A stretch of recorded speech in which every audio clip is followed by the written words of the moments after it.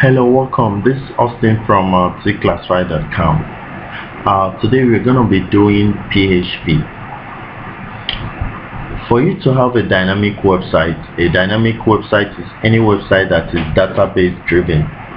That means any website like a website that has a form where you can fill in stuff like your first name Austin, last name Maker, age 28, and you click on the submit, so that when immediately you click on the submit button, it takes this information, this data that you fill, to a database that is at a remote server.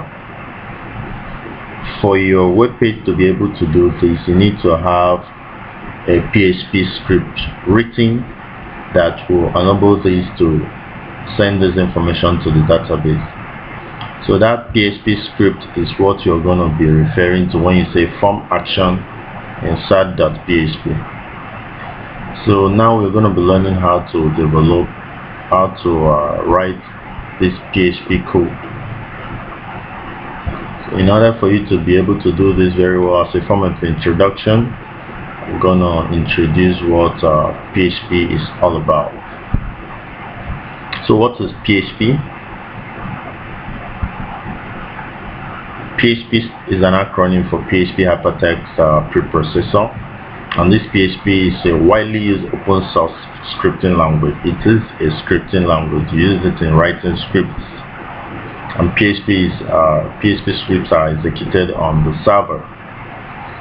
Unlike HTML that you can just run from your browser, for you to run a PHP script, you need to have an Apache server installed on your system, like WAM server, App server, or XAMPP server. This PHP is free to download and use. That means it's open source. You don't pay anything for you to have it. What is a PHP file? A PHP file is any file that contains HTML, JavaScript, and PHP code. I want to show you an example of this. An example of a PHP file. It has HTML like the normal HTML that we know, but it then has a PHP file. This is a PHP code, so it combines HTML and PHP code, though this one doesn't have JavaScript, but that's the normal structure of a PHP file. So PHP codes are executed on the server. Like I told you, you need a WAMP server or a XAMPP server to run a PHP file, unlike HTML that you can run on an ordinary web browser. And every PHP file ends with the extension .php. That's why we had